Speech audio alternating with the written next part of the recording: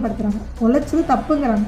எதுக்கு நீ இவ்வளோ வேலை பார்த்த, ஏன் ஆக்டிவாக இருந்த, ஏன் தலைமை வரைக்கும் தெரியுது ஒன்று.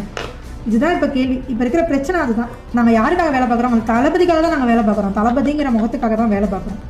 வேலை பார்த்தோம், வேலை பார்க்க விடலை. இப்போ என் கூட இருக்கிற எல்லாருமே பேசுகிறது என்னென்னா, இவ்வளோ வேலை பார்த்த சத்யா மேலேயே இல்லாத கேஸை சொல்கிறாங்களே, நாளை பின்ன நம்ம போய் வேலை பார்த்தோம்னா நம்ம என்னென்ன சொல்ல மாட்டாங்க அப்படின்னு சொல்லிட்டு எல்லாருமே இப்போ பேக் வாங்க ஆரம்பிச்சிட்டாங்க. கோல போட்டி நடந்துட்டு இருக்கும்போது இப்போ லெஃப்ட் பாண்டியை நான் கால் பண்ணி சொல்கிறார், இந்த கோல போட்டியை வந்து நான் சொல்லி தான் நீ பண்ணேன்னு சொல்லு அப்படிங்கிறாங்க. ஒரு பொண்ணோட உழைப்பை திருட்டுறதுலாம் அந்த சொந்தக்காரவங்களுக்கும் அந்த ஒரே ஜாதிக்காரவங்களுக்கும் மட்டும்தான் இங்கே அங்கீகாரம் கொடுக்குறாங்க. உழைக்கிற யாருக்குமே வந்துட்டு எந்த ஒரு முன்னுரிமையும் இங்கே கிடையாது. என்னை இவ்வளோ தூரம் குற்றச்சாட்டி ஊரே பேசும்போது என் மனநிலமெல்லாம் நம்ம ஏன்டா இருக்கோம் அப்படிங்கிற மனநிலைமைக்கு.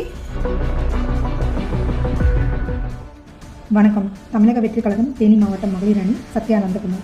நான் லாஸ்ட்டாக ஒரு 7 இயர்ஸாகவே விஎம்ஐயில் இருக்கேன். அண்ட் இப்போ கட்சின்னு ஆரம்பிச்சது